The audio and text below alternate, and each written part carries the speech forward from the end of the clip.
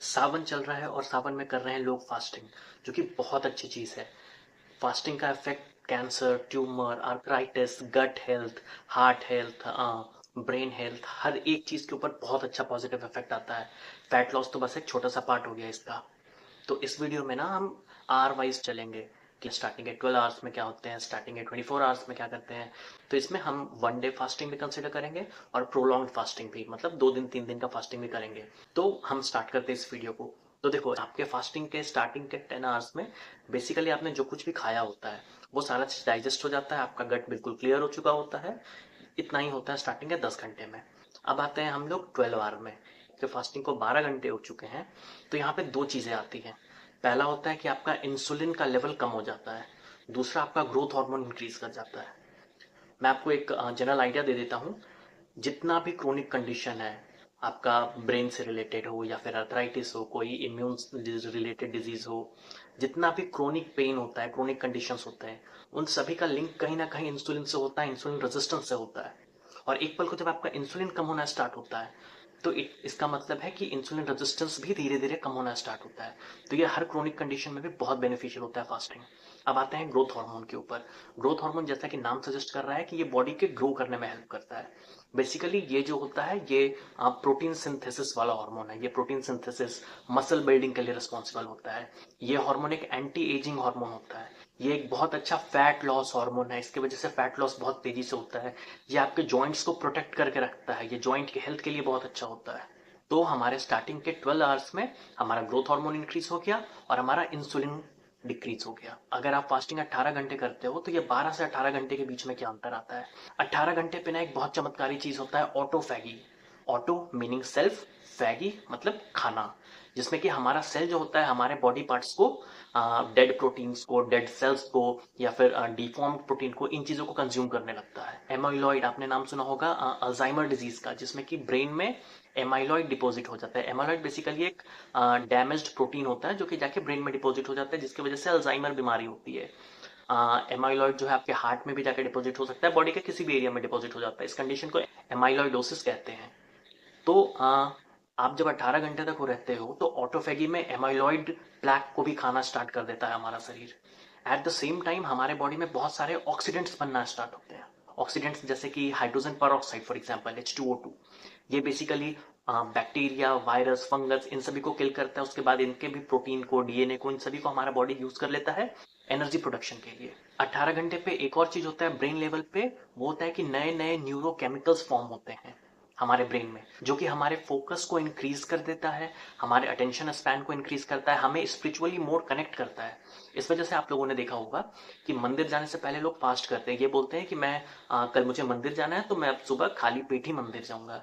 Reason being कि आप पूरे रात भूखे रहे हो, सुबह में मतलब आपका 12-16 घंटे का आपका एक फास्ट हो जाता है, जिसकी वजह से कि आपका जो दिमाग है वो क्लियर हो जाता है, फोकस बढ़ जाता है, आप ज्यादा स्पिरिचुअली कनेक्टेड फील करते हो। तो इस वजह से भी लोग खाली पेट मंदिर जाते हैं। तो 18 घंटे पे हमारा ऑटोफैगी स्टार्ट हो गया है, जो कि हमारे सारे पुराने डैमेज प्रोटीन को, बैक्टीरिया को, डैमेज सेल्स को, उन सभी को कंज्यूम करना स्टार्ट कर देता है। दूसरा, हमारे ब्रेन में जो कुछ भी क्लटर है वो सब क्लियर होना स्टार्ट हो जाता है। अब जैसे जैसे हमारा फास्टिंग 24 घंटे मीन्स एक पूरा कंप्लीट दिन हमारा फास्टिंग वाला हो रहा होता है, 24 घंटे आते आते हमारे लिवर से ग्लाइकोजन स्टोर जो होता है वो डिप्लीट हो जाता है। बेसिकली हमारा लिवर जो है वो ग्लूकोज को ग्लाइकोजन के फॉर्म में स्टोर करके रखता है। बट जब हम लोग 24 घंटे तक फास्टिंग करते हैं, तो उस केस में हमारा जो जितना भी ग्लाइकोजन स्टोर होता है, जितना भी हमारा ग्लूकोज का स्टोरेज होता है हमारे लिवर में, वो सब खत्म हो चुका होता है। तो अब बॉडी को चाहिए एनर्जी, तो बॉडी अब एनर्जी कहाँ से लाएगा। अब वो फैट बर्न करना स्टार्ट करता है। और फैट जो बर्न होता है, तो फैट बर्न से तो एनर्जी मिलता है, और फैट बर्न का एक बाई प्रोडक्ट होता है कीटोन। ये कीटोन भी बड़ा अच्छा चीज है। कीटोन परफेक्ट फ्यूल है हमारे शरीर के लिए। हमारा ब्रेन, हमारा हार्ट ये कीटोन को बहुत ज़्यादा पसंद करते हैं, और ये कीटोन के प्रेजेंस में हमारा ब्रेन और हमारा हार्ट बहुत बेटर तरीके से फंक्शन करता है। कीटोन के और भी कुछ फायदे होते हैं। पहला होता है कि कीटोन जो है ना, एक एपेटाइट सप्रेशर होता है। मतलब कि भूख लगना कम हो जाती है जब हमारे ब्लड में कीटोन का लेवल बढ़ने लगता है, भूख लगना कम हो जाती है। दूसरा, कीटोन का एक एंटीऑक्सीडेंट प्रॉपर्टी भी होता है। तो जो मैंने बताया 18 घंटे में ऑक्सीडेंट्स बन रहे हैं जैसे हाइड्रोजन पर ऑक्साइड, तो उनको काउंटर बैलेंस करने के लिए, ताकि वो ऑक्सीडेंट्स हमारे बॉडी को ना डैमेज करे, कीटोन में एंटीऑक्सीडेंट प्रॉपर्टी होता है, तो दोनों एक दूसरे को काउंटर बैलेंस करते हैं। 24 घंटे आते आते हमारे कंप्लीट बॉडी में इन्फ्लेमेशन कम होना स्टार्ट हो जाता है। मतलब कि आर्थराइटिस, बर्साइटिस, कोई भी ऑटो इम्यून कंडीशंस जैसे SLE, GBS, गुलियन बार सिंड्रोम, रूमेटॉइड अर्थराइटिस, इन हर केसेस में रिलीफ मिलना स्टार्ट होने लगता है, हमारे कंप्लीट बॉडी में इन्फ्लेमेशन कम होने लगता है। इसके बाद हमारी गट की हीलिंग प्रमोट होने लगती है। एक कंडीशन होता है SIBO, small intestinal bacterial overload, जिसमें कि स्मॉल इंटेस्टाइन, छोटी आंत में बहुत ज्यादा बैक्टीरिया आ जाता है, जिसकी वजह से गैस बनता है, छोटी आंत में सूजन आ जाता है। जब आप 24 घंटे फास्टिंग करते हो तो ये SIBO के कंडीशन में बहुत बेनिफिशियल होता है। बैक्टीरिया सब वहां पे मरने लगते हैं, बैक्टीरियल ओवरलोड कम हो जाता है, इन्फ्लेमेशन कम हो रहा होता है, तो आपकी छोटी आंत की सूजन गायब होने लगता है। फिर जिन लोगों को गैस की समस्या है, एसिडिटी की समस्या है, ये सब चीज 24 घंटे के फास्टिंग से रिलीफ मिलना स्टार्ट हो जाता है। और ये अगर इंसान कंटिन्यूस रेगुलरली प्रैक्टिस करता है एक रेगुलर इंटरवल पे, तो लॉन्ग टर्म अच्छा इफेक्ट भी आता है। फिर हमारा हार्ट का हेल्थ, हमारे ब्रेन का हेल्थ, ये दोनों भी बेटर होता है। हमारा हार्ट इट लव्स कीटोन, तो जब इसे कीटोन मिल रहा होता है ना, तो ये बहुत ऑप्टिमम और बहुत अच्छे तरीके से फंक्शन करता है, जिसकी वजह से ओवरऑल हमारा कार्डियोवैस्कुलर हेल्थ इंप्रूव होता है। सिमिलरली ब्रेन में बात करते हैं, ब्रेन में एक फैक्टर सिक्रीट होता है, that is brain derived neurotrophic factor, BDNF। ये फैक्टर बेसिकली रिस्पॉन्सिबल होता है नए ब्रेन सेल्स के फॉर्मेशन के लिए, that is new neurons formation, और जो पुराने सेल्स हैं उनको भी हेल्दी रखने के लिए ये बहुत इंपॉर्टेंट होता है। और ये खास करके न्यू सेल फॉर्मेशन होता है हमारे हिपोकैम्पस और ब्रेन स्टेम में। हिपोकैम्पस ये बेसिकली हमारा मेमोरी से रिलेटेड होता है, मेमोरी, न्यू लर्निंग, ये सारी चीजें हिपोकैम्पस कंट्रोल करता है। तो फास्टिंग करने से ना नए ब्रेन सेल्स बनते हैं, जिसके वजह से कि हमारा लर्निंग एबिलिटी, हमारी मेमोरी, ये सारी चीजें शार्प होना स्टार्ट होती हैं। और मैंने बताया था ना कि हमारा जो 12 घंटा जब हम फास्टिंग करते हैं तो ग्रोथ हार्मोन का लेवल बढ़ने लगता है। ये 24 घंटे के एंड आते आते में इसका लेवल जो है मेल्स में 2000% इंक्रीज कर जाता है, मतलब नॉर्मल से 20 गुना ज्यादा हो जाता है इसका अमाउंट। ये मैं आपको ये भी एक पर्सपेक्टिव दे दूं कि बहुत सारे लोग बॉडी बिल्डिंग के लिए या फिर कुछ सर्टेन डिजीजेस में ग्रोथ हार्मोन का इंजेक्शन यूज करते हैं। अगर आप फास्टिंग करते हो 24 आवर्स के लिए, तो आपके ग्रोथ हार्मोन का लेवल 20 टाइम्स ऑटोमेटिकली नेचुरली बढ़ जाता है, कोई साइड इफेक्ट नहीं। और एक और चीज होता है कि हमारे बॉडी के अंदर ऑटोमेटिक एंटीऑक्सीडेंट लेवल बढ़ने लगता है। उधर ऑक्सीडेंट लेवल बढ़ रहा था, अब इधर एंटीऑक्सीडेंट लेवल बढ़ने लगता है, ताकि हमारे बॉडी को प्रोटेक्ट करे। लोग ग्रीन टी वगैरह पीते हैं उसके एंटीऑक्सीडेंट प्रॉपर्टीज के लिए, तो वैसा ही एंटीऑक्सीडेंट हमारे बॉडी में भी बनता है। आप अगर किसी डर्मेटोलॉजिस्ट के पास जाओ और अगर उन्हें बताओ कि मुझे अपना स्किन टोन थोड़ा और फेयर करना है, तो वो आपको एक ग्लूटाथायोन का टैबलेट देते हैं। वो बेसिकली एक एंटीऑक्सीडेंट ही होता है, और ये एंटीऑक्सीडेंट हमारे बॉडी में ऑटोमेटिक बन रहा है बिकॉज ऑफ आवर फास्टिंग। इस वजह से आप छठ के टाइम पे आप देख लो कि जो भी मेल फीमेल छठ कर रहा होता है, उनका स्किन अचानक से थोड़ा ग्लो करने लगता है। क्यों? बिकॉज वो लोग काफी टाइम से फास्टिंग कर रहे होते हैं। 24 घंटे के बाद एक और चीज देखने को मिलता है कि सेल्स में नंबर ऑफ माइटोकॉन्ड्रिया बढ़ने लगते हैं। माइटोकॉन्ड्रिया बेसिकली पावर हाउस होता है हमारे सेल का, मतलब कि हमें जो भी एनर्जी मिलती है काम करने के लिए, वो एनर्जी सेल के अंदर माइटोकॉन्ड्रिया के थ्रू आ रहा होता है। तो हमारा तो अब आप इसको ऐसे समझो कि जो लोग फास्टिंग करते हैं रेगुलरली, अगर आप फास्टिंग करने से पहले 10 किलो का डंबल उठा पाते थे, तो आप फास्टिंग करने के 1-2 दिन बाद जब प्रॉपर डाइट वगैरह ले लो, उसके बाद अब आप 10 की जगह 12 किलो का डंबल उठा पाओगे, बिकॉज नंबर ऑफ माइटोकॉन्ड्रिया बढ़ गए हैं, आपके बॉडी में एनर्जी बढ़ चुका होगा। अब हमारे फास्टिंग करते हुए 48 आवर्स कंप्लीट होने वाले हैं, और इस टाइम से कुछ मैजिकल होना स्टार्ट होता है। हमारे बॉडी में स्टेम सेल्स फॉर्मेशन होने लगता है। स्टेम सेल वैसे सेल होते हैं ना, जो सेल के अगर ब्रेन में चले जाए तो वो ब्रेन के सेल बन जाएंगे, हार्ट में चले जाए हार्ट के सेल बन जाएंगे, लिवर में चले जाए लिवर के सेल बन जाएंगे। तो ये स्टेम सेल्स का फॉर्मेशन होने लगता है। अगर आपकी बॉडी को इम्यूनिटी की जरूरत है तो वो इम्यून सेल्स में कन्वर्ट हो जाते हैं। तो स्टेम सेल्स बनना स्टार्ट करते हैं, उसके बाद बॉडी में जहां कुछ भी डैमेज होता है ना, वहां पे रिपेयरिंग होना स्टार्ट हो जाता है। ये 48 आवर्स से होना स्टार्ट होता है, और जैसे जैसे और प्रोलॉन्ग होता है 72 आवर्स तक जाते हैं, तो फिर नंबर स्टेम सेल्स के और भी सिग्निफिकेंटली इंक्रीज होना स्टार्ट हो जाता है। बहुत जगह स्टेम सेल्स का इंजेक्शन दिया जाता है जॉइंट्स में, अगर जॉइंट्स वगैरह डैमेज हो रहा होता है तो। और एक इंजेक्शन का कॉस्ट आता है $50,000। आप इसका वैल्यू समझिए कितना महंगा होता है, और ये हमारा बॉडी नेचुरली प्रोड्यूस करना स्टार्ट कर देता है एक बार आप 48 आवर्स के टाइम को क्रॉस करने लगते हो फास्टिंग के। और क्या होता है कैंसर का रिस्क होता है वो बहुत स्ट्रांगली डिक्रीज होने लगता है, आपका ट्यूमर का साइज कम होने लगता है। अगर किसी को सिस्ट है बॉडी में, या फिर फाइब्रॉइड है, फाइब्रॉइड बेसिकली बच्चेदानी में गांठ है, उसका साइज कम होने लगेगा। किसी को किसी तरीके का पॉलिप है, उन सभी का साइज कम होने लगेगा।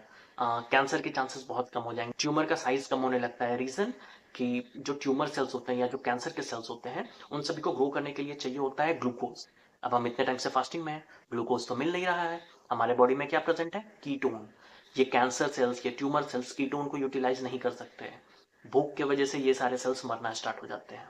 एक बार आप जब 48 आवर्स के टाइम लिमिट को क्रॉस करते हो, उसके बाद हमारे इम्यून सिस्टम भी बहुत ज्यादा स्ट्रांग होना स्टार्ट कर देता है। और स्ट्रांग भी इतना कि Epstein Barr virus, herpes virus, ये ऐसे वायरस हैं जो कि बहुत सारे इन्फेक्शन कॉज करते हैं। एप्स्टीन बार वायरस तो बहुत सारे कैंसर्स भी कॉज करता है। और इन वायरस के अगेंस्ट हमारे पास कोई भी बहुत इफेक्टिव ड्रग भी अभी हमारे पास अवेलेबल नहीं है।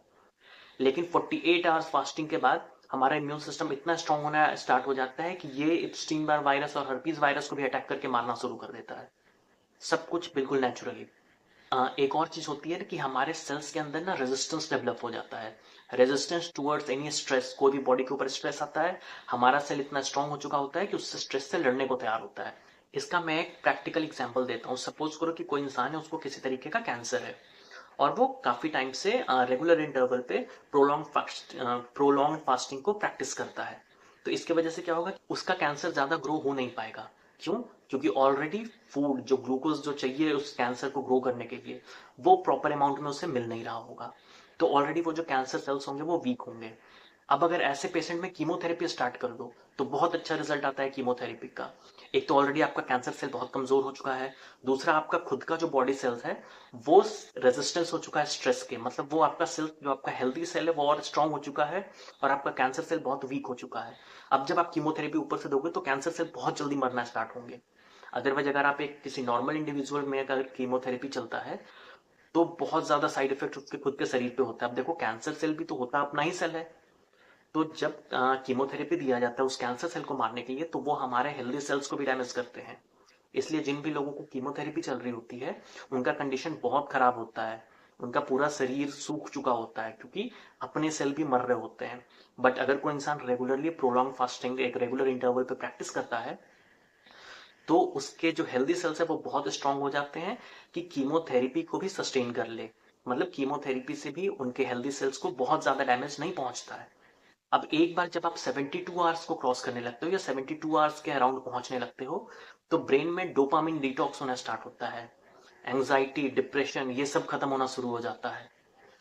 देखो, नॉर्मली 3 दिन सफिशियंट होता है और 3 दिन से ज्यादा किसी को नहीं बोला जाता है प्रोलॉन्ग फास्टिंग करने को। और अगर किसी को करना है तो ये डॉक्टर के गाइडेंस के अंडर होना चाहिए, ताकि वो आपका प्रॉपर ब्लड ग्लूकोज लेवल और हर कुछ चेक करते रहें।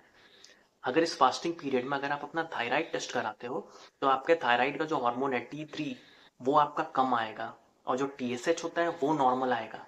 मतलब कि हमारे थायराइड ग्लैंड्स के ऊपर प्रेशर कम पड़ रहा है। अब कम थायराइड हार्मोन में भी हमारा बॉडी आराम से फंक्शन कर पा रहा है। बेसिकली जिन लोगों को हाइपोथायराइडिज्म होता है, थायराइड की बीमारी होती है, लिवोथायरोक्सिन की टैबलेट ले रहे होते हैं, उस केस में भी फास्टिंग करना बहुत बेनिफिशियल होता है, क्योंकि अब आपके बॉडी को ज्यादा थायराइड हार्मोन की जरूरत ही नहीं होती है।